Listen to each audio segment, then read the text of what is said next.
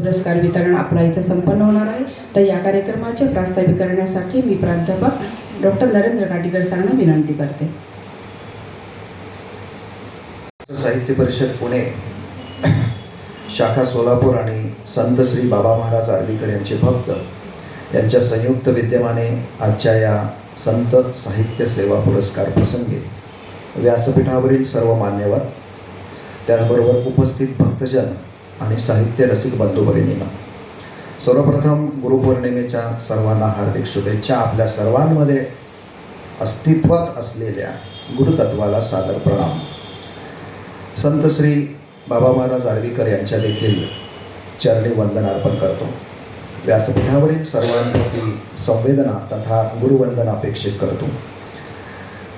खरं पाहता आज या गुरुपौर्णिमेच्या सकाळी हा कार्यक्रमाचं नियोजन करण्यामागची भूमिका ही होती की भक्तगणांचं म्हणणं होतं की गुरुपौर्णिमेला हा कार्यक्रम करावा आणि सायंकाळी स्वाभाविकरित्या वेगवेगळ्या कार्यक्रमांची रेलचेल शहरामध्ये असते, धार्मिक असेल, साहित्यिक असेल।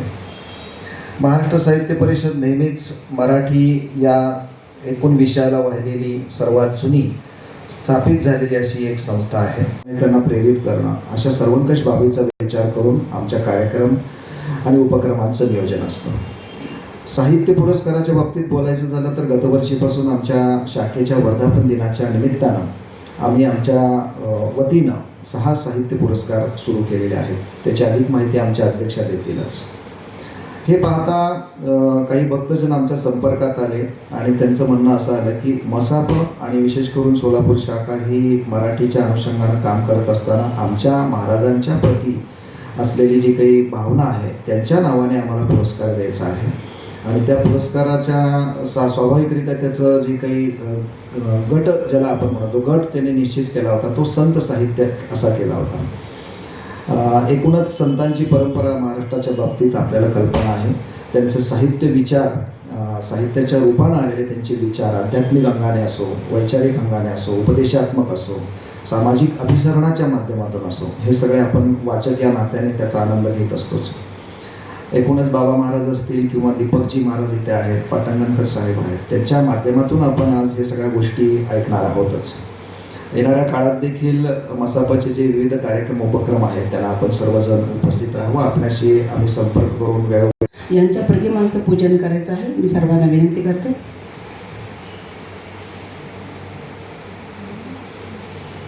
प्रतिमा पूजन आणि दीप प्रज्वलन।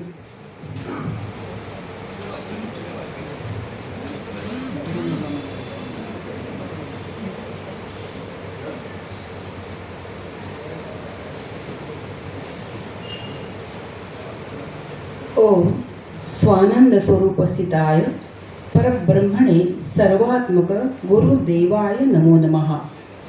जगन्मूर्तिने निजात्मने प्राणधरिणे व्यक्ताव्यक्त स्थिताय गुरुदेवाय नमोस्तुते।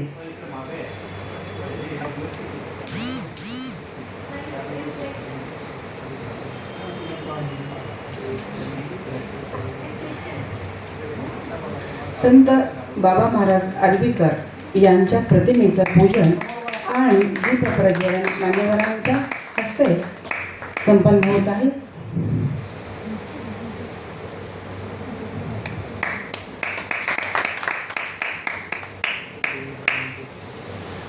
ज्योतीने ज्योत देवताना मिटून जातो काळोख सारा, संपन्न होता आहे इथे पुरस्काराचा सोहळा साजरा, पुरस्काराचा सोहळा साजरा।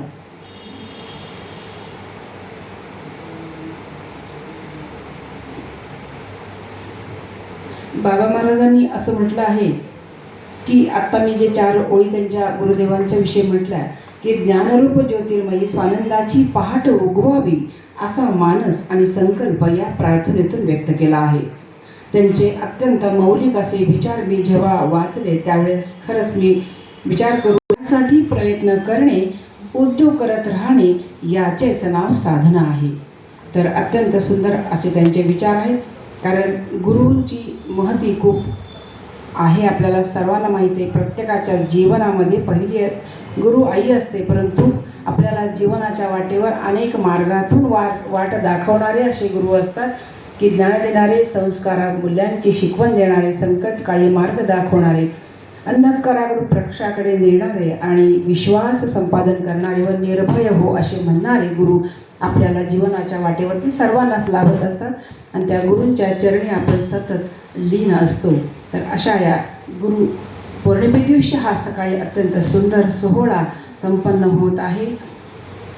यानंतर पाहुण्यांचा परिचय करण्यासाठी मान्य गोविंद काळे सरांना विनंती करते की त्यांनी हरिभक्तपरायण दीपकजी महाराजांचा परिचय करून द्यावा. कारण गुरूंचा परिचय करून देण्याची जबाबदारी माझ्यावर आहे. अबप दीपकजी महाराज यांचा परिचय, यांचा जन्म झाल्याबरोबर अगदी 5व्या दिवशी गोरोबा काकांच्या समाधीची तुळशीची माळ त्यांना घालण्यात आली. स्वामी रामानंद तीर्थ मराठवाडा विद्यापीठाच्या गुणवत्ता यादीत यांचा द्वितीय क्रमांक आलेला होता. तसेच पदव्युत्तर परीक्षेत पुणे विद्यापीठाच्या गुणवत्ता यादीमध्ये यांनी 5व्या क्रमांकाचं यश संपादन केलेलं आहे. सामाजिक सेवा विभाग 11 वर्षे विभाग प्रमुख पदावर सेवा केली त्यांनी अनेक कार्यशाळांमध्ये त्यांचा सहभाग होता. केंद्रीय कृषी अभियांत्रिकी संस्थान Bhopal, Yashoda Pune, horticulture training centre Talegaon Dabhade, Maharashtra राज्य महिला आयोग मुंबई अशा अनेक कार्यशाळेमध्ये त्यांचा सहभाग होता. सन 1999 पासून देशभर अनेक विषयावर त्यांची कार्यक्रमासाठी आज आलेले आहेत.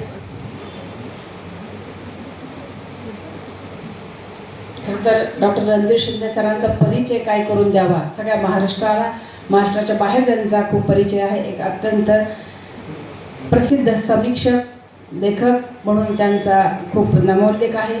ते PhDचे मार्गदर्शक आहेत आणि ते खास करून या कार्यक्रमासाठी आहे स्वीकारावा.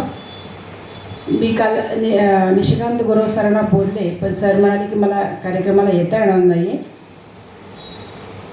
त्यांचे मोठे बंधू आलेले आहेत खास कार्यक्रमासाठी आणि सर्व भक्तगण इथं कार्यक्रमाला खास आवर्जून उपस्थित आहेत.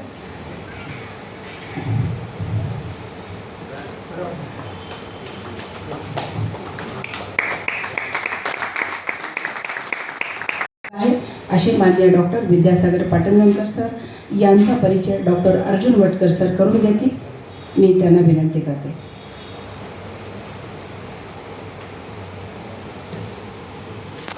नमस्कार. व्यासपीठावर सर्व ज्येष्ठ मंडळी आणि सभागृहामध्ये असणारे सर्व रसिक श्रोते, आज गुरुपौर्णिमेच्या सर्वांना शुभेच्छा देऊ. माझे हृदयस्थ मित्र डॉक्टर विद्यासागर पाटणकर यांचा परिचय मी तुमच्या पुढे सादर करत आहे. आम्हाला दोघांना एका महाविद्यालयाला बांधून ठेवलं, ते म्हणजे बलबीम महाविद्यालय बीड. तिथे त्यांची सर्व्हिस झालेली आहे आणि माझं शिक्षण तिथं पूर्ण झालेलं आहे. तर डॉक्टर विद्यासागर जनार्दन पाटणकर हे संत जनी जनार्दन या प्रसिद्ध एकनाथ पंचकांतकर संत कुळातील 13वे वंशज आहेत.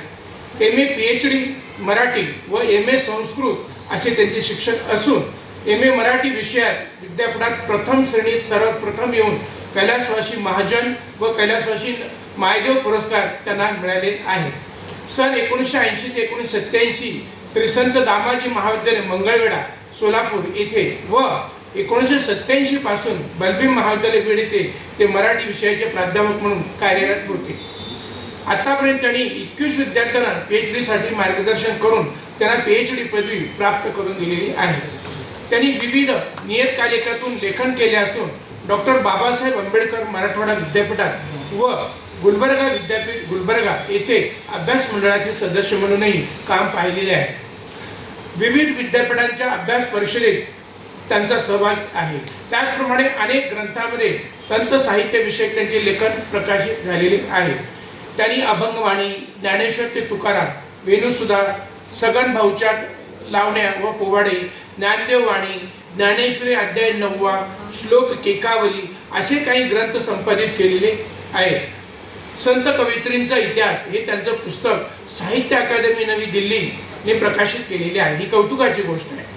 याशिवाय त्यांचे अंकुरलेल्या दिशा हा काव्यसंग्रह, जनी जनार्दन चरित्र, बालेघाटी अक्षरलिनी, मध्ययुगीन मराठी वाङ्मयाचा इतिहास, त्रिपुटी, विठ्ठल एकनाथ, मराठी संत कवयित्रीचा इतिहास, संत जनार्दन साहित्य आणि परंपरा, श्रीमद भागवतातील भारत असे स्वतंत्र ग्रंथलेखनी त्यांनी प्रसिद्ध केलेले आहे.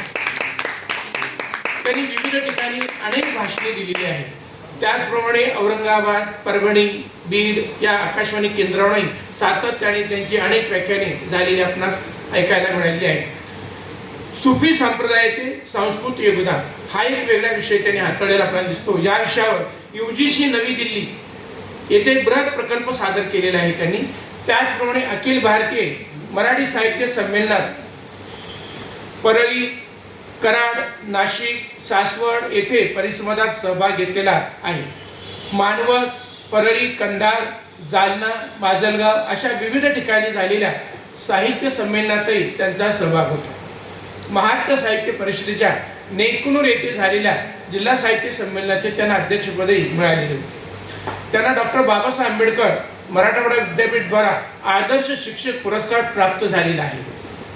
सध्या ते गीतार्णव या दासोपंत ग्रंथाच्या संदर्भ कोशाचं काम करत आहे. त्यांनी विविध विषयावर संशोधनही केलेलं आहे. बीड येथील पाटंगण मठातील अनेक हस्तलिखितांचा शोध घेऊन त्यावरील वाक्य सुधाबोध टीका प्रदीपिका या निरंजन माधवाच्या 17व्या शतकातील गद्य ग्रंथाची वैशिष्ट्ये अभ्यासलेली आहे. शिवकालीन हस्तलिखितांचा शोधही त्यांनी घेतलेला आहे. संत तुकारामांच्या गुरु परंपरेवर नवा प्रकाश टाकलेला आपल्याला पाहायला मिळतो. त्यांचे अभ्यास आणि संशोधन हे सातत्याने चालू आहे. संत तुकारामांचे अप्रसिद्ध व गाथेत समाविष्ट नसलेले अभंग शोधून त्याची सूची तयार केलेली आहे. अवघड काम त्यांनी केलेलं आहे. मध्ययुगीन भाष्य वाङ्मयाचा पंथ, परंपरा, काव्यशैली, कवींची भूमिका या संदर्भातही त्यांचे संशोधन चालू आहे. त्यांची संत पंत कवितांची 12 संपादने प्रसिद्ध झालेली आहेत. दासोपंतकृत गीतावर्णवाची संशोधित समग्र संहिता या प्रकल्पावर प्रमुख संपादक म्हणून सध्या ते काम करत आहेत. त्यांचा हा विविध प्रकारचा अभ्यास, संशोधन, व्यासंग खरोखरच आपल्यासाठी कौतुकास्पद आहे. त्यांनी 100 पेक्षा जास्त विविध कार्यशाळांचं उद्बोधन वर्ग, राज्य, राष्ट्रीय, आंतरराष्ट्रीय चर्चासत्रात विस्तृत व्यक्ती म्हणून सहभाग नोंदवलेला आहे. अशा अनेक सन्मान पुरस्कार मिळालेले त्यांच्या अभ्यासाला खरोखरच आपला रसिकांचा, वाचकांचा, साहित्यिकांचा सलाम आहे. एवढा हा परिचय मी आपल्या पुढे ठेवून मी माझे 2 शब्द संपवतो. धन्यवाद. धन्यवाद सर. सरांचा परिचय खरंच खूप प्रभावित करणार आहे. त्यांचं कार्य विपुल आहे. यानंतर हरिभक्तपरायण दीपकजी महाराज यांचा सत्कार इथे संपन्न होत आहे. तर मी संपन्न झालेले आहे.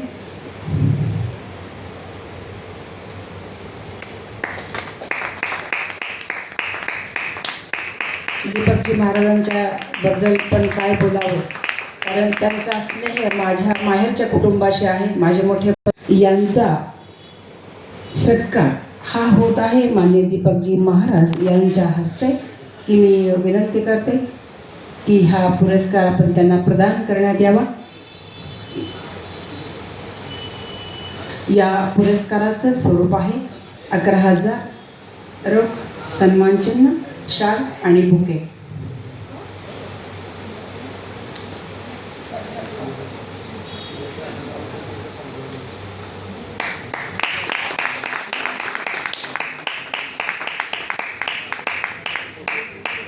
सारेची देखिले वैभव सुखाचे, भोगिला आशेचे अनुभव. उघड्या अंगानं फिरवलो सर्वत्र, वैभवाला परत पाठविले. गिरिकंदराशी शिरलो भुयारी, घोर वनांतरी फिरलो आम्ही. 3 दिवसांची शिळी भाकरीती, आनंदाभरती आनावया, असं स्वतः बाबा महाराज यांनीच केलेलं.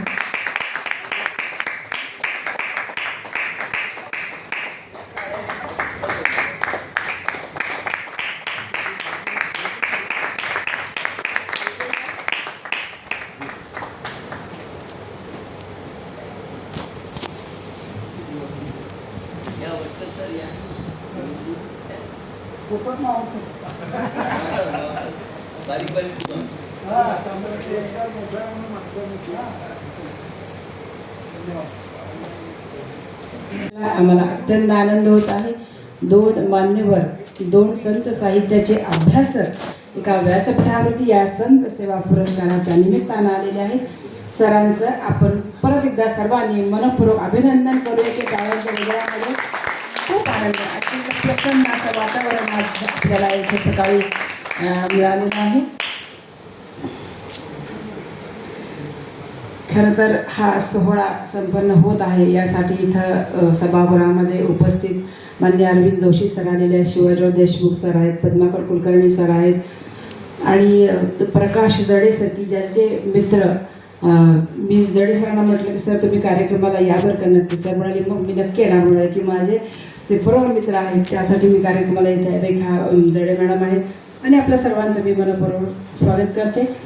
माझे मिस्टर अनिल कुलकर्णी कार्यक्रमाला आहेत. अशा सर्वांचं मी मनपूर्वक इथं स्वागत करते, माता भगिनींचं स्वागत करते आणि मनोगत व्यक्त करण्यासाठी प्रथमतः मी डॉक्टर विद्यासागर पाटणकर सरांना विनंती करते की सर आपण आपलं मनोगत व्यक्त. संत श्रेष्ठ बाबा महाराज आर्वीकर यांच्या ज्ञान रूपी खरं म्हणजे ललामभूत असणाऱ्या कीर्तीला वंदन करून, त्यांच्या प्रतिमेला वंदन करून मी आपणासमोर माझं मनोगत प्रगट करण्यासाठी या ठिकाणी आहे. महाराष्ट्र साहित्य परिषद पुणे शाखा सोलापूर आणि श्री संत बाबा महाराज आर्वीकर यांचे सद्भक्त यांच्या संयुक्त विद्यमाने आयोजित सद्धर्माचे उद्गाते आणि महायात्रिक श्री बाबा महाराज आर्वीकर संत साहित्य पुरस्कार 2026 या वितरण कार्यक्रमाच्या अध्यक्ष आणि महाराष्ट्र साहित्य परिषद शाखा सोलापूरच्या अध्यक्ष आदरणीय डॉक्टर श्रुतिश्री वडक-बाळकर मॅडम ज्यांच्या शुभ हस्ते हा सत्कार प्रदान होतोय हे माझं भाग्य समजतो मी. ते वंदनीय श्री संत गोरोबा काकांचे पाईक भगवत भक्त प्रवचनकार हरिभक्त परायण दीपकजी महाराज, व्यासपीठावर उपस्थित महाराष्ट्र साहित्य परिषदेचे मान्यवर पदाधिकारी माननीय दत्ताजी सुरवसे उपाध्यक्ष, श्री किशोरजी चंडक कार्याध्यक्ष, त्याचप्रमाणे प्रमुख कार्यवाह डॉक्टर नरेंद्र काटीकर, माननीय वंदना कुलकर्णी मॅडम, बदी उज्जमा बिरादार कोषाध्यक्ष आणि कार्यकारिणीतील ॲडव्होकेट जे कुलकर्णी, गोविंदजी काळे, अर्जुन भटकर, बलभीम महाविद्यालयाचे आमचे माजी विद्यार्थी आणि माझे सहकारी, तसेच शोभा बोल्ले मॅडम, डॉक्टर सुवर्णा गुंड, देवीदास गुरव, फयाज शेख आणि भीम गोंडा पाटील. या सर्वांचा नामोल्लेख यासाठी की एखादी परिषद ही केवळ एका व्यक्तीवर चालत नसते.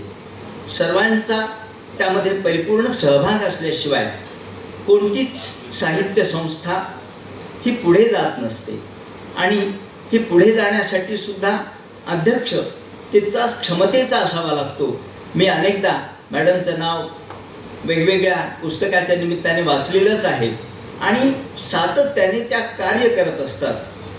सातत्याने या महाराष्ट्र साहित्य परिषदेमध्ये नवीन नवीन उपक्रम, नवीन नवीन संकल्प, अत्यंत इनोव्हेटिव्ह ज्याला आपण म्हणू अशा प्रकारचे जे संकल्प आहेत ते कार्यान्वित करत असतात. म्हणून मी या सर्व कार्यकारिणीचे अध्यक्ष आणि उपाध्यक्ष या सर्वांचं कार्याध्यक्षासह आभार या ठिकाणी व्यक्त करतो.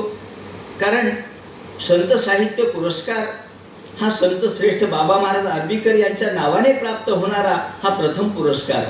आपण सर्वानुमते या पुरस्कारासाठी माझी निवड केली ही अत्यंत माझ्यासाठी अभिमानास्पद गोष्ट आहे, गौरवास्पद आहे आणि धन्यता देणारी गोष्ट आहे. त्याच्यातही गुरुपौर्णिमेला हा पुरस्कार मिळतोय आणि या पुरस्कारासाठी प्रत्यक्ष या ठिकाणी संतांचे पाईक असणारे, गोरोबा काकांचे पाईक असणारे दीपकजी महाराज उपस्थित आहेत. हा एक पुण्ययोग मी समजतो आणि हा पुण्यकारक योग संतांनी जसं म्हटलंय, जन्मोजन्मी आम्ही बहुपुण्य केले, जन्मोजन्मी आम्ही बहुपुण्य केले, तेव्हा या विठ्ठले कृपा केली, असं जसं संत वचन आहे त्याप्रमाणे मी म्हणेन. अहो माऊली सुद्धा म्हणतात, माझी या सत्यवादाचा तप वाचा केले बहुत कल्प. म्हणजे तपश्चर्येशिवाय कुठलीच गोष्ट साध्य होत नसते, पण तपश्चर्या जरी करायची झाली तरी त्याला फळ संत कृपेशिवाय मिळत नसतं. संतांच्या आशीर्वादाशिवाय कोणतीही तपश्चर्या फलित होत नाही, सुफलित होत नाही. सुफलित करुणी पूर्ण मनोरथ पुरविस सकल ही कोड, असं म्हणून ज्या संतांनी अभंग लिहिलेत, पद लिहिलेत, हा पुरस्कार प्रायोजित करणाऱ्या भक्तमंडळींना आणि आयोजक संस्थेचा मी खरं कायम ऋणात राहणार आहे. ज्यांच्या नावाने हा पुरस्कार आहे ते बाबा महाराज सिद्धयोगी होते, द्रष्टे होते आणि लोकोद्धारक संत होते. त्यांची दिव्यता, अलौकिकता आणि सद्धर्म उपासकता या पुरस्काराच्या मागे आहे. या पुरस्काराच्या मागे जी प्रेरणा आहे ती प्रेरणा सद्धर्माची आहे, अलौकिकतेची आहे, दिव्यत्वाची आहे आणि समाजाभिमुख असणाऱ्या कार्याची आहे. तो स्वीकारणे एवढा मी मोठा आहे असं मला वाटत नाही. तो नाही असं मला सतत जाणवतं.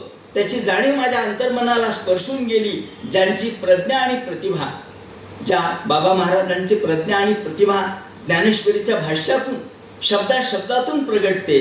प्रकांड विद्वत्ता, अफाट अभ्यास आणि सूक्ष्म विवेचक विश्लेषक अशी बुद्धी असणारे हे महान द्रष्टे, पथदर्शक, महायात्री, त्यांच्या एकेका ग्रंथाचा अभ्यास करण्यासाठी अर्ध आयुष्य खर्ची घातलं तरी सुद्धा कमी पडेल अशा या दिव्य विभूतीनं वयाच्या 46व्या वर्षापर्यंत म्हणजे 50च्या आतच केवढा मोठा ज्ञानसागर निर्माण केला हे पाहून मन थक्क होतं. त्यांच्या नावे असलेला हा पुरस्कार आहे, हा आपल्याला कळणार आहे का, असा मनामध्ये पहिल्यांदा प्रश्न उपस्थित झाला. पण संत कृपेनं माझी निवड कदाचित त्याच संकेताने केली, कारण या निमित्तानं त्यांचं कार्य पुढं चालवण्याची ही प्रेरणा असावी. त्यांच्या सद्धर्म प्रसाराचा कार्यामध्ये कुठेतरी खारीचा वाटा आपण उचलावा, हा कदाचित संकेत त्याच्या मागे असू शकतो. ज्यांच्या हातून हा पुरस्कार मला मिळत आहे ते दीपकजी खरात संत गोरोबांचे उपासक तर आहेतच, त्यांची निष्ठेने सेवा करणारे आणि सन्मार्गाचे पथिक आहेत. त्यांनी गोरोबाचा प्रसाद मला मागेच दिलेला आहे. 2 वेळेला मी त्यांच्या व्यासपीठावरती प्रवचनं दिलेली आहेत आणि त्यांनी एक वीट मला प्रसाद म्हणून दिलेली होती. ही वीट मी माझ्या ग्रंथालयामध्ये ठेवली आहे, जी तरंगणारी वीट आहे माझ्या ग्रंथालयात आहे. त्या स्पर्शाने, त्या अवीट स्पर्शाने, त्या विटेच्या अवीट स्पर्शाने मी पावन तेव्हाच झालो. तेव्हा त्यावेळेला दीपकजी महाराज यांनी पूर्ण तेरचा परिचय मला घडून दिलेला आहे. त्यातल्या अनेक महादेवाच्या मंदिरांचा परिचय मला घडून दिलेला आहे. आणि मी संत जनीजनार्दनांचा उल्लेख या ठिकाणी झाला. आमचे मित्र नामदेव भटकरांनी हा उल्लेख केला की संत जनीजनार्दनांचे हे 13वे वंशज. संत एकनाथ पंचकामध्ये जे प्रमुख 5 संत होते त्यामध्ये स्वतः एकनाथ, दासोपंत, विठा रेणुकानंदन, रामाजनार्दन आणि जनीजनार्दन या 5 संतांना मिळून संत पंचक म्हणण्यात येतं. त्या संत जनीजनार्दनाच्या वंशात मी जन्माला आलो हे खरं आहे, पण तुकाराम महाराजांनी म्हटलंय की संतांचे ते पुत्र नव्हती संत. संतांचा मुलगा झाला म्हणून तो संत होत नसतो हे खरं आहे. संतत्व हे अर्जित असतं, ते मिळवावं लागतं, ते वंश परंपरेने मिळत नाही हे मलाही माहीत आहे. परंतु एक गोष्ट मला आवडते ती म्हणजे वंश परंपरेने निदान आपण संतांच्या सेवेसाठी तरी पात्र ठरतो. आणि म्हणून मी संतांच्या सेवेमध्ये रत राहिलो आणि त्यांच्याच वाङ्मयावर मी माझे आदरणीय गुरुवर्य सोलापूरचेच आहेत डॉक्टर युमा पठाण सर यांच्या मार्गदर्शनाखाली त्यावेळेला PhD पदवी संपादित केली आणि त्यांनी निर्देश दिलेल्या मार्गावर आजही मी चालतोय. त्यांच्या निमित्तानेच मी परवा माझं संत जनीजनार्दन साहित्य आणि परंपरा हे पुस्तक प्रकाशित केलं. पठाण सर मला गेलं की म्हणायचे, अरे तुझं पुस्तक का नाही अजून आलं, पुस्तक का नाही आलं. मला काही नवीन भर घालायची होती. माझे अनेक हस्तलिखितं मला पाहायचे राहिले होते, म्हणून ते थोडंसं वेळ लागला. संत घराण्यामध्ये, संत सेवेमध्ये मी आजीवन वाहून घेतलेलं आहे आणि चातुर्मास्य व्रताचं आजही मी परिपालन करतोय. पाटांगण संस्थांचे अनेक उपक्रम संपन्न करतोय. या ठिकाणी मी असं म्हणेन की येथे संतांचा त्रिवेणी संगम घडलेला आहे. एकीकडे बाबा महाराज आर्वेकरांच्या नावाने हा पुरस्कार आहे, दुसरीकडे संत गोरोबांची पाईक हे मला देत आहेत आणि मी संत जनीजनार्दनांच्या वंशातला आहे. अशा त्रिवेणी संगम संतांचा या ठिकाणी घडला आहे. त्या त्रिवेणी संगमाचं महात्म्य आपल्याला मी काय सांगावं. संत गोरोबा काकांचे उपासक या ठिकाणी उपस्थित आहेत, त्यामुळं संत कृपेचंच हे फलित आहे असं मला वाटतं. संत कृपेशिवाय हे होणं शक्य नाही. कारण मी आपल्याला मुद्दाम सांगेन की मंगळवेढा या ठिकाणी योगायोगाने मी नोकरीला लागलो. नोकरी मिळेल असंही वाटलं नव्हतं, पण इंटरव्ह्यू द्यावा म्हणून दिला आणि संध्याकाळी मी म्हणालो आम्ही फार दुरून आलो, मला सांगा आमचं सिलेक्शन झालं असेल तर आम्ही येऊ, नाही तर आम्ही निघालो. मग त्यांनी सांगितलं तुमचं सिलेक्शन झालं. विश्वासच बसला नाही. संतांच्या गावी दामाजी पंतांच्या नावाने कॉलेज आणि त्या ठिकाणी कुठेही चिठ्ठी नसताना, चपाटी नसताना, कोणाची ओळख नसताना माझी नियुक्ती झाली. त्या काळामध्ये 1980 ते 87 या काळात मी मंगळवेढ्यात कार्यरत होतो आणि या वेळेला मासनूरला अनेक वेळेला आलो.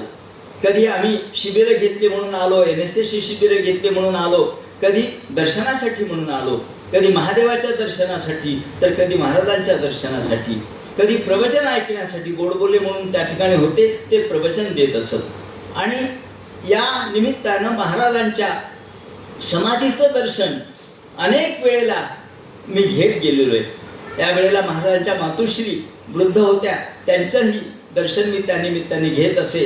आणि महाराजांनी जिथे दिव्यामृतधारा लिहिली ते लिंबाचं झाड, ते कडुलिंबाचं नाही राहिलं, त्याचे पान गोड झाले. आजही त्याचा अनुभव आपण घेतो. आणि त्या कडुलिंबाच्या म्हणजे गोड लिंबाच्या झाडाखाली बसून आम्ही थोडंसं ध्यानस्थ बसून तिथले पान प्रसाद म्हणून आम्ही भक्षण करत होतो. महाराजांच्या या समाधीचं दर्शन सातत्याने घेण्याचा योग त्या काळात आला. आणि यावेळेला गोडबोलेंची प्रवचनं ऐकली. त्यावेळेला शरद भगत म्हणून एक अत्यंत निष्ठेने कार्य करणारे होते, त्यांनी सांगातीमधून मला काही लिहायला लावलं. मी सांगातीमधूनही लिहिलं आणि त्याच वेळेला दिव्यामृतधारेचं वाचन मी केलं. आजही माझ्या घरी दिव्यामृतधारा आहे. मी त्याचं सातत्याने वाचन करतो, कारण एका वाचनात ती कळत नाही. एका वाचनामध्ये आपण त्यांचं जे लिहिलेलं आहे ते सुद्धा कळायला एक विशिष्ट वय लागतं, बुद्धीची क्षमता लागते. आणि म्हणून एकेका ओळीचं, ओबीचं शांततेने चिंतन जे महाराजांनी केलेलं आहे त्या चिंतनाचं सतत अनुस्मरण मी करत असतो, निधिध्यासन मी करतो आणि त्याचा मला आजही उपयोग होतो. हा दिव्यामृतधारा सारखा दिव्य ग्रंथ माझ्या संग्रही आहे. बाबा महाराज आर्वेकर हे द्रष्टे होते. ते त्यांचं विभूतिमत्व द्रष्टेपणाचं आज गुरुपौर्णिमेच्या मुहूर्तावर हा पुरस्कार स्वीकारताना मला आनंद होतोय. सामान्यतः पौर्णिमेला 16 कलांनी चंद्र प्रगटतो असं आपण म्हणतो, पण गुरुपौर्णिमेला 17 कळांचा चंद्र आहे. कारण एक कळा गुरुची आहे. ती गुरुची जी कला आहे ती गुरुची कला 17वी जीवन कला असं म्हटलेलं आहे. माऊलींनी त्याला 17वी जीवन कला असा शब्द वापरला आहे. ही 17वी जीवन कला गुरुंनी दर्शित केलेली ही जीवन कला सामरस्याचा अनुभव देते. या ठिकाणी माऊलींनी ज्या सामरस्याचं वर्णन केलं त्या सामरस्यावर बाबांनी खूप मोठा भर दिलेला आहे आपल्या विवेचनामध्ये. आणि कारण समरसतावई जीवनम असा संदर्भ आपण देतो. दिव्यामृतधारेतच बाबा लिहितात, बाबांनी पौर्णिमेचं वर्णन केलेलं आहे दिव्यामृतधारेमध्ये की भोगाची अमावस्या आणि प्रभुमिलनाची पौर्णिमा. पौर्णिमा ही प्रभुमिलनाची असते आणि अमावस्या ही भोगाची असते. अभ्यास योगाचा सोपान सांगताना प्रभुप्रेमाची ओढ कशी लागते याच्या पायऱ्या ते मांडतात. आणि भोग म्हणजे मलिन अशुद्ध चित्त दशा, निमिषभर नंतर उत्कट चिंतन, त्यानंतर प्रेमसुखात तल्लीन होणारं मन भोगातून बाजूला पडतं आणि मग भोगाच्या अमावस्येत प्रभुमिलनाची पौर्णिमा कशी प्रगट होते. 17 कळांचा हा चंद्र गुरुच्या आशीर्वादाने कसा प्रगटतो ते या ठिकाणी बाबा महाराजांनी सांगितलेले आहे. उण्यापुण्या 46 वर्षाच्या आयुष्यात प्रचंड ग्रंथलेखन त्यांनी केलं. 800 पानांचा दिव्यामृतधारा ग्रंथ म्हणजे ज्ञानेश्वर प्रणित संपूर्ण भक्तियोग आहे. आणि वर्षा उद्गीत, अमृतलहरी, धारामृत अशा पद्धतीच्या 3 विभागातून त्यांनी हे मांडलं.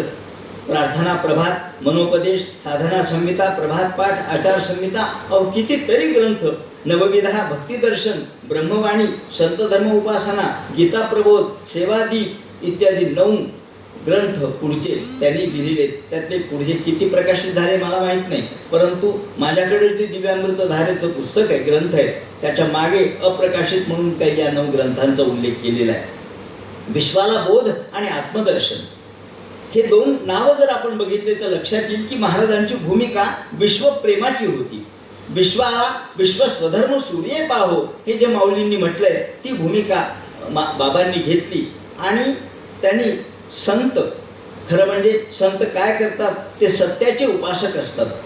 आणि या सत्याच्या उपासनेचा जो आविष्कार आहे तोच या आपण आज दिलेल्या पुरस्काराचा आधार आहे असं मला वाटतं. म्हणून संत शब्द सतपासून निर्माण झाला. संत हे मार्गदर्शक आहेत, द्रष्टा आहेत, पण त्यांच्यामध्ये मौलींनी म्हटले द्रष्टा श्री गुरुमूर्ती नरिगता दृश्यपंथी तरी काय ह्या उपासती आकळता तो. 18व्या अध्यायामध्ये ते संदर्भ देतात. अशा गुरुत्वाचा हा गौरव आहे. ज्यांच्या नावाने हा पुरस्कार आहे ही फार मोठी व्यक्तिमत्व आहे. आणि म्हणून आकाशा एवढं व्यक्तिमत्व, आकाशा एवढं व्यापक असलेलं आणि उंच असलेलं हे व्यक्तिमत्व, त्याच्या पुढे आपण फार खुजे आहोत. पण तरी तो संतांचा मोठेपणा आहे.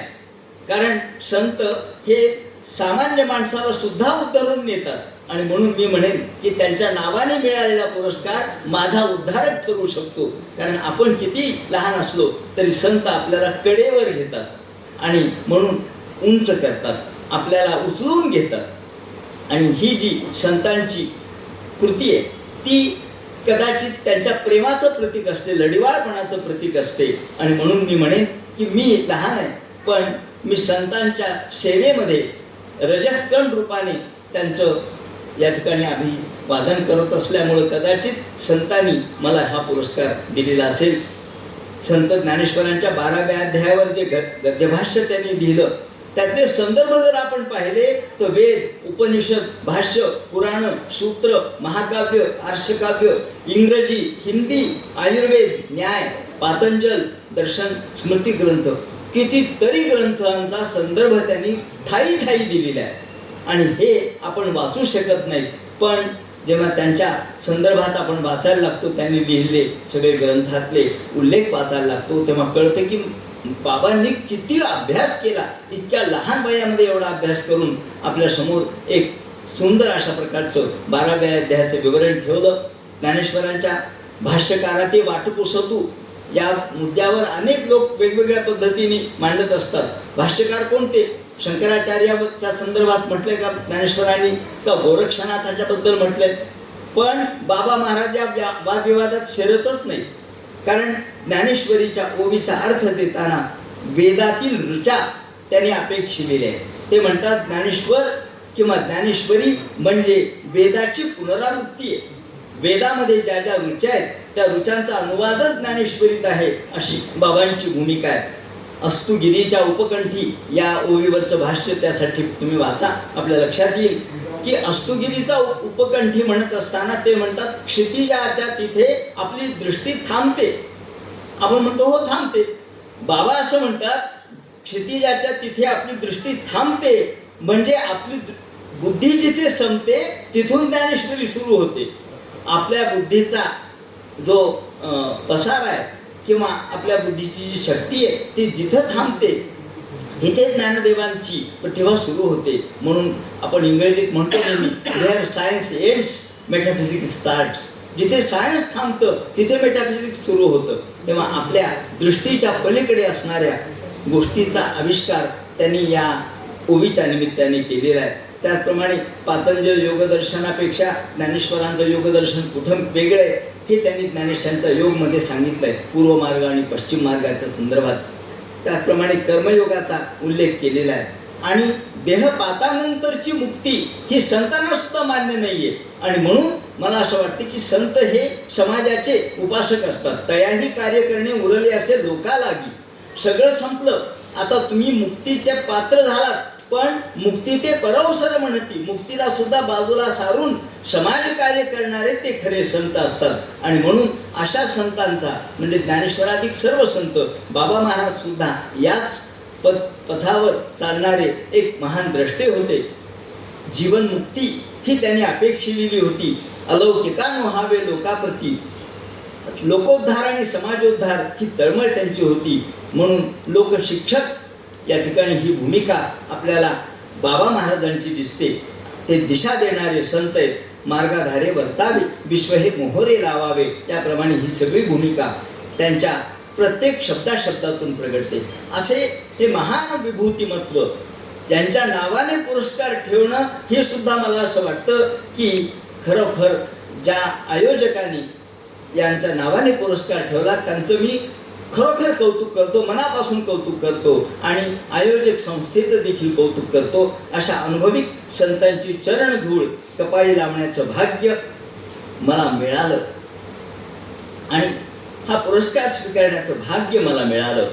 म्हणून आजवर केलेल्या संत वाङ्मय सेवेचं हे फलित आहे असं मी मानतो. या पुरस्काराला मी पात्र आहे की नाही हे मला माहीत नाही, पण संतांनी निर्देशित केलेल्या मार्गावर चालण्याचं बळ आणि दिशा नक्कीच हा पुरस्कार मला देईल. अशा प्रकारचं मनोगत व्यक्त करून मला बोलण्याची संधी प्राप्त करून दिली त्याबद्दल धन्यवाद. खूप अत्यंत सुंदर आपण आपल्या ह्याच्यातून मनोगतातून व्यक्त झाला आहात सर. तुमचं विचार ऐकत राहावे असंच आम्हाला सारखं वाटत राहिलं. खरं तर सरांच्या विषयी त्यांचं लेखन वगैरे वाचत होतो, परंतु सर ऐकण्याचाही योग बऱ्याच जणांना कधी आला असेल, पण मी तर तुम्हाला पहिल्यांदा ऐकलं.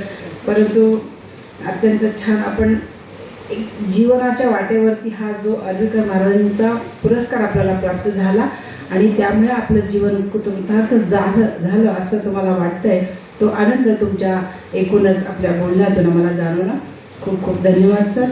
आता हरिभक्तपरायण महाराज यांना मी विनंती करते की त्यांनी आपलं मनोगत व्यक्त करावं. खरं तर सरांच्या विषयी सुद्धा काय बोलावं, मी 2 दिवस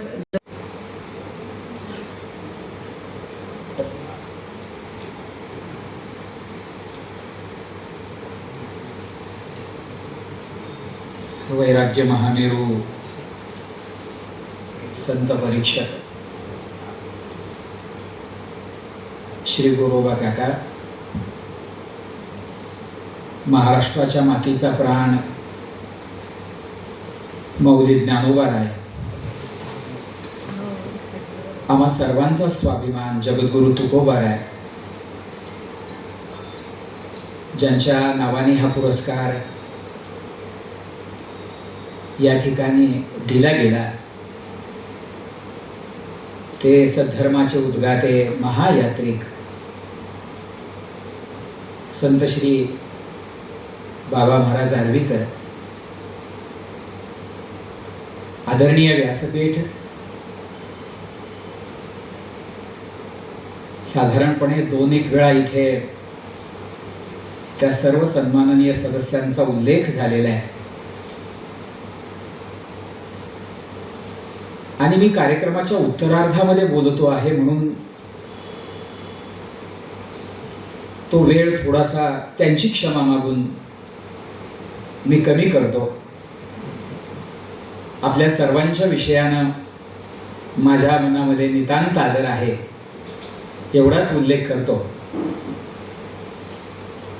आणि मंडळी, मला 4 शब्द जे बोलायचे आहेत त्या विषयानं काही मिनिटे मी आपली घेतो.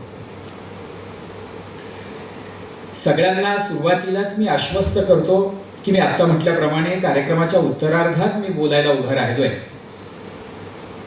त्यावेळेला तुमचा अंत पाहणार नाही.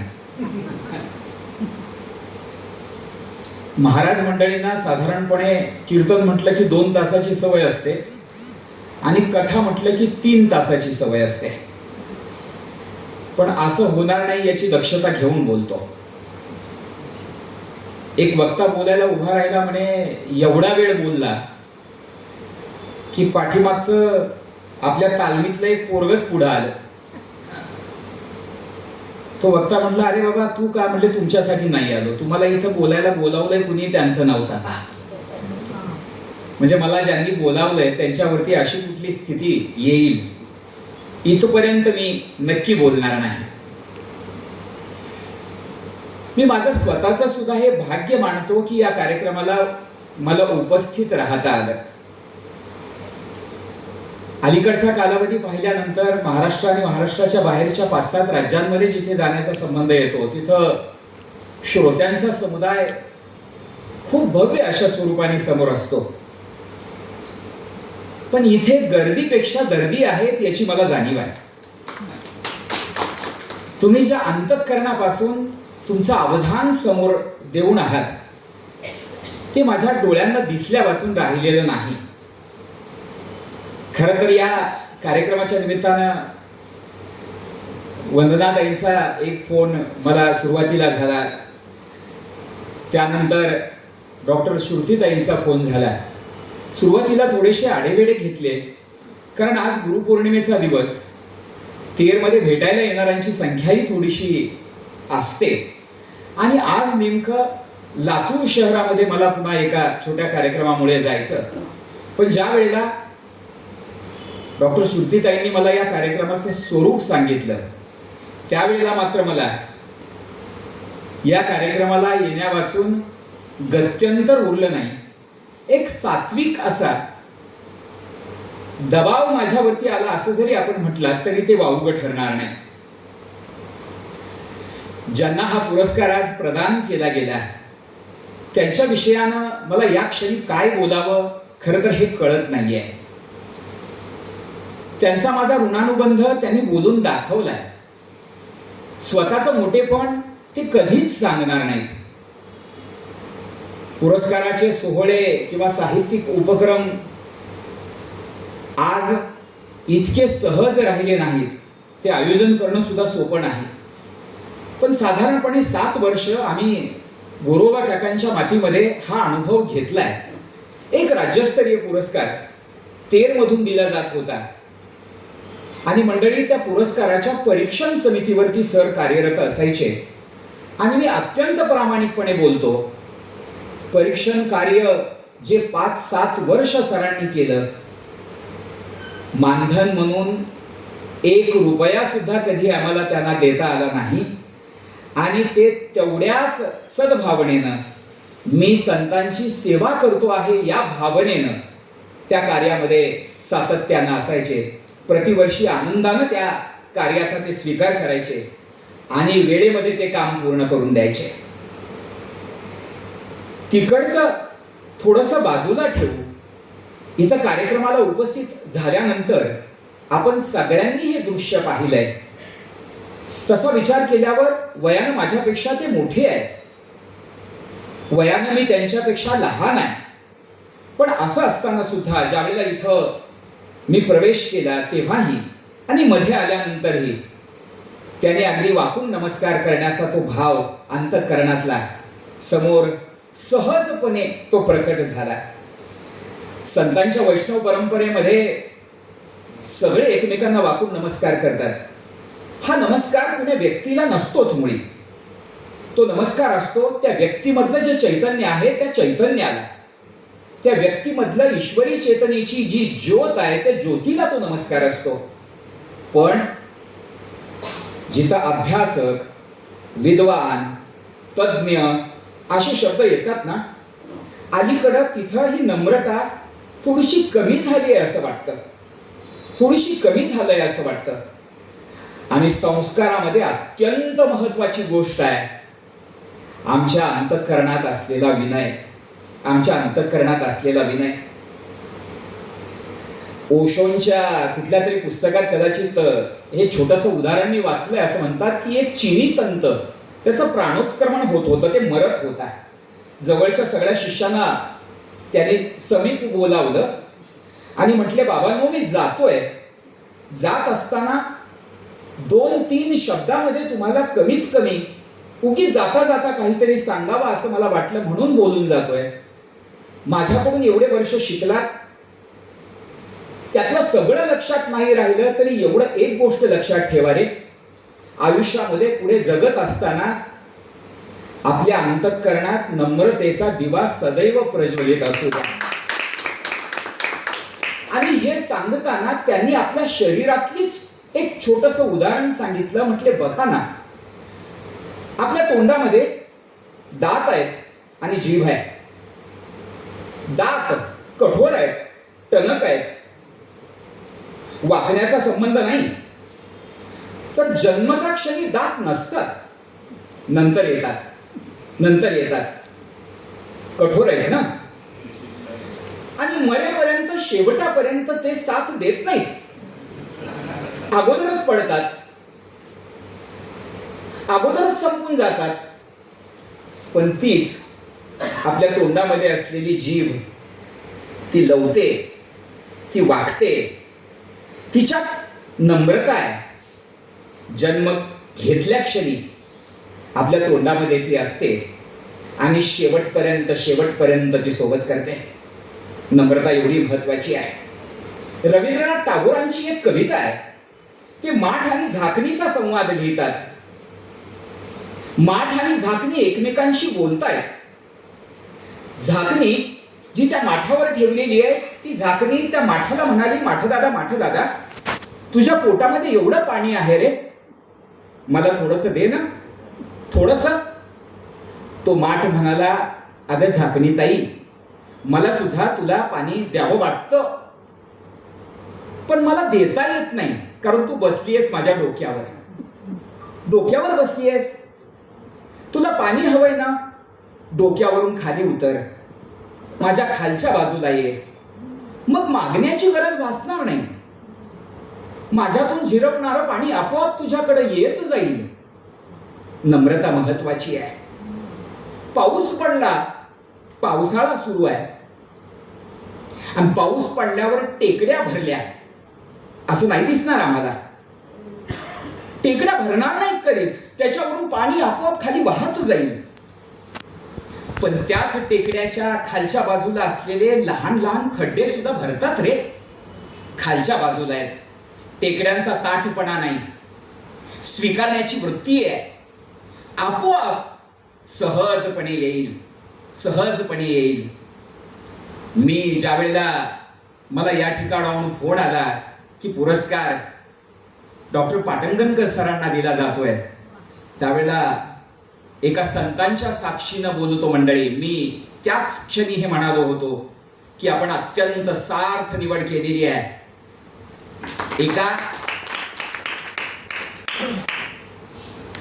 एका संताच्या नावाचा पुरस्कार संत वृत्ती अंतःकरणात बाळगून चालणाऱ्या संत कुळाच्याच एका प्रतिनिधीला जातोय. मी अत्यंत प्रामाणिकपणे हे सुद्धा कबूल करतो की हा पुरस्कार त्यांना प्रदान करताना मला स्वतःला सुद्धा गौरवान्वित झाल्यासारखं वाटतंय. मला माझ्या हाताचं सुद्धा ते भाग्य आहे असं वाटतंय. आपण सगळे समोर बसलेले आहेत मंडळी, बहुतांशी आपण सर्वजण साहित्याशी जोडलेले आहात. कुणी लेखक, कुणी कवी या विषयाशी, किंवा आपण साहित्याची अभिरुची असलेली माणसं आहात. आपण जाणते आहात, आपण विद्वान आहात, प्रतिभा संपन्न माणसं आहात. माझं अंतःकरण असं सांगतं की आपण मंडळी म्हणजे समाजाला दिशा देणारी माणसं आहात. पण या विषयाची सुरुवात करत असताना मला हेतुपूर्वक हे बोलावंसं वाटतं. मी माझ्या कथेत कुठेतरी हा दृष्टांत सांगितला असावा. असं म्हणतात, एक मोठं सभागृह आहे, याच्यापेक्षा ते चौपट आहे असं गृहीत धरा. त्या सभागृहामध्ये 1000 माणसं आहेत. त्या 1000 माणसांमध्ये 999 लोक झोपलेले आहेत. 999. केवळ एकच आहे जो जागा आहे. एकच व्यक्ती जागा आहे. मंडळी, जे झोपलेले आहेत ना, त्या झोपलेल्या 999 लोकांना हे ठाऊक नाहीये की आपण झोपलेलो आहोत. झोपेत कुठं काय कळतं? आपण जागे आहोत की झोपे आहोत झोपेत नाही लक्षात येत. 999 ठाऊक नाहीये की आपण झोपलेले आहोत. आणि या 999 हेही ठाऊक नाही की कुणीतरी एक जागा आहे. का? अरे ते झोपलेलेच आहेत. जागा असलेला दिसणार कसा? पण एक जो जागा आहे त्याला मात्र हे ठाऊक आहे की इथं 999 लोक झोपलेले आहेत. आणि त्याला हेही ठाऊक आहे की या 999 मध्ये आपण मात्र जागे आहोत. आपण मात्र जागे आहोत. जागेपण कळणारी जी माणसं आहेत ना, ही माणसं मी लेखनाशी जोडलेली माणसं मानतो. जागेपणाशी जोडलेली जी माणसं आहेत ना, ती माणसं मी प्रतिभा संपन्न आहेत असं मानतो. जागेपणाशी जोडलेली जी माणसं आहेत ना, ती माणसं मी लेखक, कवी, साहित्यिक, विद्वान अशी माणसं आहेत असं मानतो. तुमच्या विषयानं माझ्या मनामध्ये नितांत आदर आहे. तुमच्या विषयानं माझ्या मनामध्ये अगदी नम्रतेची भावना आहे. पण मंडळी, असं असताना सुद्धा मला हे म्हणावंसं वाटतं की संत हा शब्द मात्र आमच्यापेक्षा सुद्धा थोडासा वेगळा आहे. आमच्यातूनही पुढं कुठंतरी आहे. काय? लाखात मोजकी काही माणसं अशी असतात की त्यांना आपण जागे आहोत हे कळतं, पण त्याच्या पुढं जाऊन आपण जागे का आहोत हेही कळतं. आणि त्याच्या पुढं जाऊन जे कळलेलं आहे की आपण जागे का आहोत, त्या जीवन कार्यासाठी शेवटच्या श्वासापर्यंत ही माणसं कार्यरत राहतात. जीवन उद्देश उराशी बाळगून जगत राहतात. आपला श्वासोश्वास जीवन प्रवासाचा समाजाच्या चरणी वाहिल्यासारखा जगतात. मंडळी, हे आहेत संत. हे आहेत संत.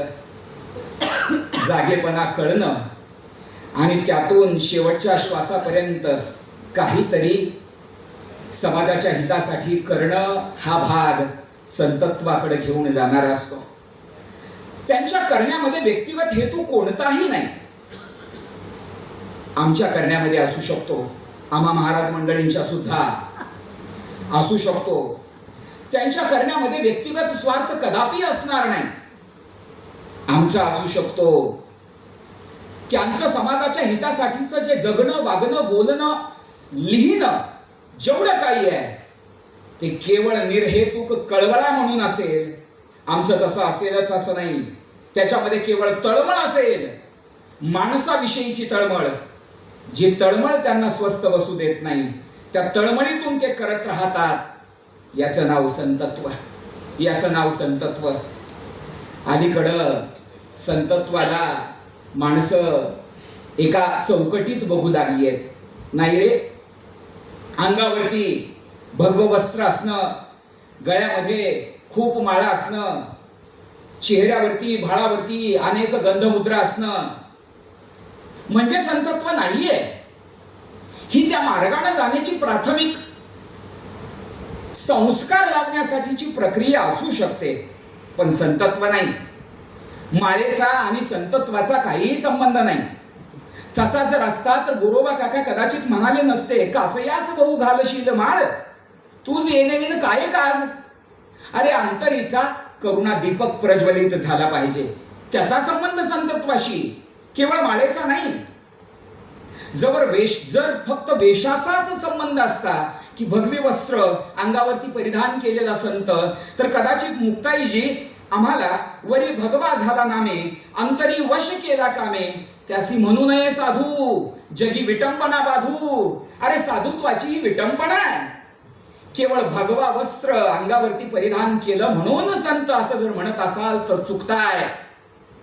मग संत कोण? त्याच माऊली मुक्ताईनं लिहिलं, म्हणले संत तोची जाना जगी, दया क्षमा ज्याची अंगी.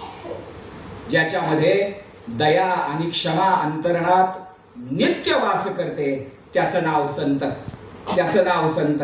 लोभ अहंता नये म्हणा, जगी विरक्त तोची जाना. ज्याचा लोभ अहंकार याचा जवळजवळ कुठूनच कसल्याही प्रकारचा संबंध राहत नाही, तो असतो संत. तो असतो संत. किती दया, कोणत्या पातळीपर्यंतची दया. आमच्या संतांना समाजाने नुसतं छळलं असं नाही मंडळी, जगणं त्राहिमाम या अवस्थेला येईपर्यंत त्रास दिला. आणि तीच संत मंडळी त्याच समाजाच्या हितासाठी शेवटपर्यंत चंदनासारखी झिजली. एवढी दया, एवढी करुणा. त्यांनी आमच्या विषयानं तसं वागले म्हणून नाही, नाही. चंदनाचा गंध किंवा चंदनाचं जे अंग आहे, चंदनाच्या वृक्षाचा जो एक स्वभाव आहे, तो स्वभाव आहे. एक देवाच्या पूजेसाठी घेऊन जाणारालाही ते तेवढ्याच सद भावनेनं पाहतात. आणि ज्याने कुऱ्हाडीचा घाव घातलाय ना, त्या कुऱ्हाडीला सुद्धा चिकटून त्याचा गंध येऊन जातो. या स्वभावाचे संत, या स्वभावाचे संत. काही वेळेला समाजाला उद्देशून बोलले असतील, कठोर बोलले असतील, पण त्यात सुद्धा समाजाविषयीचं प्रेमच आहे.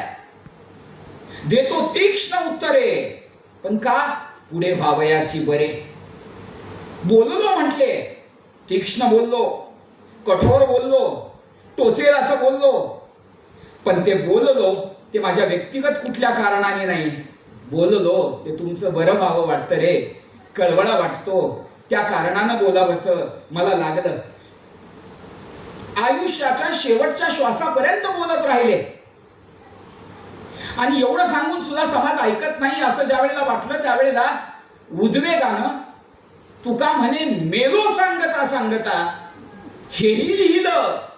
पुढचे शब्द अजून कठोर आहेत. आणि सांगता सांगता मेलो म्हटले. ऐकत नाही, काय करू? पण उद्विग्न झाल्यानंतर सुद्धा, हे ऐकत नाही की उद्विग्नता आल्यानंतर सुद्धा सांगायचं थांबले नाहीत. सांगतच राहिले, सांगतच राहिले. परत सांगतानाच वैशिष्ट्य काय? काहीही जड सांगितलं नाही, काहीही अवघड सांगितलं नाही, काही कठोर कठीण असं काही सांगितलं नाही. जे सांगितलं ते सहज असलेलं सांगितलं. जे सांगितलं ते सोपं असलेलं सांगितलं. जे सांगितलं अवघड होतं तेही सोपं करून सांगितलं. मंडळी, संतांचं वैशिष्ट्यच हे, जे कठीण होतं ना ते सुद्धा सोपं करून सांगितलं.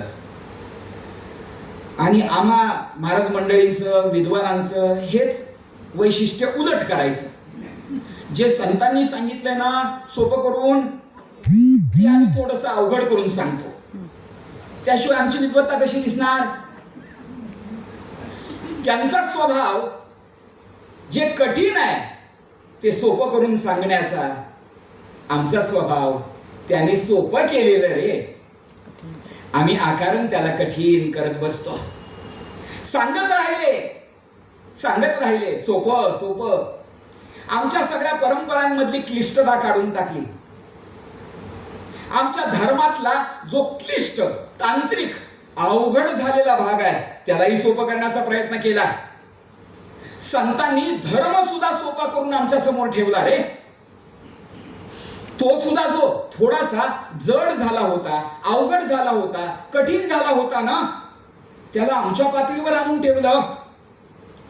किती आमच्या पातळीवर? तुम्ही बघा ना, आमच्या देशामध्ये संतांची परंपरा सुरू होण्याच्या पूर्वी आमच्या मंदिरातली अवस्था बघा. मंदिरातल्या देवाला पंचपक्वान्नांचे नैवेद्य, 56 भोग. संत म्हणले नाही, त्याचा काही संबंध नाही. तुला जेवायला जी भाकरी करतोयस ना, तुला जेवण्यासाठीची जी भाकरी आहे ती ताटामध्ये घे. तुझ्या देवासमोर जा, पाणी फिरव. तू तुझ्या भोजनासाठी जी केलंय ना ते देवाला चालतं. सोपं केलं, सोपं केलं. आमची संत परंपरा येण्याच्या पूर्वी सहज म्हणून बघा, मंदिरामध्ये कमलपुष्पांच्या माळा, गुलाब पुष्पांच्या माळा. संतांनी एक देव आमच्या समोर ठेवला, तुळशी हार गळा. अंगणामध्ये तुळस होती. गुलाब पुष्प कुठून आणत बसा? सोपं केलं. जे जड होतं ते सोपं केलं. तत्पूर्वीच्या देवांना दूरदर्शन जवळ नाही येऊ शकणार. संतांनी एक देव समोर आणून ठेवला. म्हणले नाही रे, तो बाप आहे आपला, ती आई आहे आपली. आणि मायबाप आपल्या लेकरांना ए दूर हो असं नाहीत म्हणत. एक देव समोर आणून ठेवला, जो जवळ बोलवत होता, जो स्पर्श करू देत होता, जो आलिंगन देऊ देत होता. सोपं केलं, सोपं केलं. दूरच्या देवाला जाण्यासाठी घोडागाडीची, मोटार गाडीची आवश्यकता कुठून आणायची सामान्य माणसानं? संतांनी सोपं केलं. म्हटले नाही रे, आपला देव जवळच तर आहे, पायी वारी, पायी जाऊया की. आणि थकलास, भागलास, वय जास्त झालं, पायी वारी चालेना, आता शक्य होईना. म्हणले ठाईचं बैसोनी करा एक चित्त, फक्त अट एकच, आवडी आनंद आळवावा. तिथपर्यंत सुद्धा येऊ नका. नाही ना शक्य शरीराला, जिथे आहात ना त्याच ठिकाणी बसा, तिथंच त्याचं नामस्मरण घ्या. स्तुती स्तोत्र येत नाहीत ना, संस्कृत भाषेचा परिचय नाही काही म्हणता येत, नका काळजी करू. त्याला भाषेचं देणं घेणं नाही, त्याला देणं घेणं आहे भावाचं. जे येतं ना ते म्हणा, ते याच भाषेत असलं पाहिजे, संबंध नाही. जसं येतं ना तसं म्हणा. चुकत असेल काळजी करू नका. तोडक्या मोडक्या भाषेत बोलता येतंय तशा भाषेत गा. इथे बालभाव महत्वाचा आहे, इथं बालभाव महत्वाचा आहे. त्याच्या पुढं बालक होऊन जाण्याचा संबंध संतांनी सांगितलं. मंडळी असं म्हणतात, एक मूल एका मंदिरामध्ये गेलं आणि मंदिरात प्रवेश केल्याबरोबर त्याच्या लेकराचीच प्रार्थना जास्त आवडली. एकेकाळी देवभाषा सुद्धा लोकभाषा होती. त्या कालावधीत प्राचीन ऋषीमुनींनी संस्कृत भाषेमध्ये लिखाण केलं, लोकभाषा होती. काळ मागं पडल्यानंतर देवभाषा लोकभाषा राहिली नाही. समाजापुढं भगवंताचं तत्वज्ञान सहजपणे आकलन करण्यासाठी अडचणी होऊ लागल्या, तर संतांनी आपलं संपूर्ण वाङ्मय आपल्या भाषेमध्ये लिहिलं, आपल्या भाषेमध्ये लिहिलं. आम्हाला कळेल त्या मायबोलीमध्ये ते तत्वज्ञान आणलं. आणि तत्वज्ञान आणलं ते सुद्धा आधी केलं मग सांगितलं, या पद्धतीनं आणलं. त्यांनी लिहिलेला प्रत्येक शब्द अंतःकरणातून प्रकट झालेला आहे. आम्ही लिहितो, बऱ्याचदा आम्ही लिहितो ते प्रतिभेतलं आहे. संतांनी लिहिलं ते प्रचितीतलं लिहिलं, प्रचितीतलं लिहिलं. आम्ही लिहितो काही वेळेला ते कल्पनेतलं आहे. संतांनी अनुभूतीतलं लिहिलं. संतांचा एक एक शब्द समोर जे घडत होतं त्यानुसार पुढे जात असताना डोळ्यांना जे दिसत होतं त्यातून समाजाला कशाची गरज आहे याचा विचार करत करत मग त्यातून ते लिहित गेले. आणि लिहिलं ते सांगितलं. आमच्यासारखं आमच्या जगण्यात आहे की नाही ठाऊक नाही, पण आम्ही सांगण्याचे अधिकारी का तर